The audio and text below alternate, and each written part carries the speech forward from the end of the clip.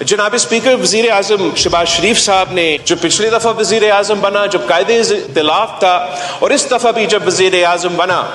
تو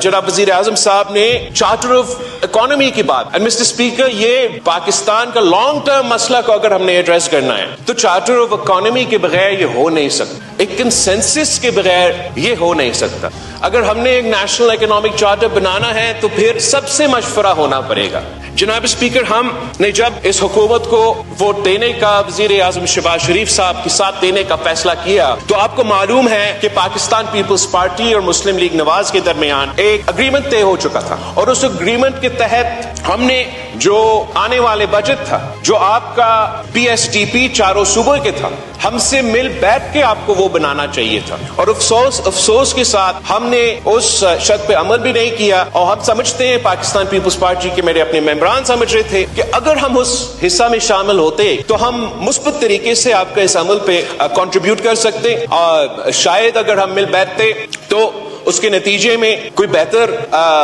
ایک رزلٹ نکلتا، اور جو بھی سیاسی کنسنسس سے بات بنتا ہے اس میں زیادہ طاقت ہوتی۔ اس کے ساتھ ساتھ جناب اسپیکر، جو حکومت نے ٹیکس کے حوالے سے فیصلے لیے ہیں، جناب اسپیکر ہمارا فلسفہ یہ ہے کہ اگر ہم نے ٹیکس بیس کو بڑھانا ہے تو ہمیں کمپیٹیٹو ٹیکسیشن کرنا چاہیے، ہمیں پیونیٹیو ٹیکسیشن نہیں کرنا چاہیے، ہمیں ٹیکسیشن ایسے کرنا چاہیے جیسے ہم وعدے میں کرتے ہیں کہ ڈائریکٹ ٹیکسیشن ان بڑے بڑے لوگوں کے لیے، ان بڑے بڑے کمپنیز کے لیے۔ افسوس کے ساتھ ہر بجٹ جو ہے وہ انڈائریکٹ ٹیکسیشن پہ زور دیتا ہے، اور انڈائریکٹ ٹیکسیشن کا نقصان، جو بوجھ ہے، وہ عام آدمی اٹھاتا ہے۔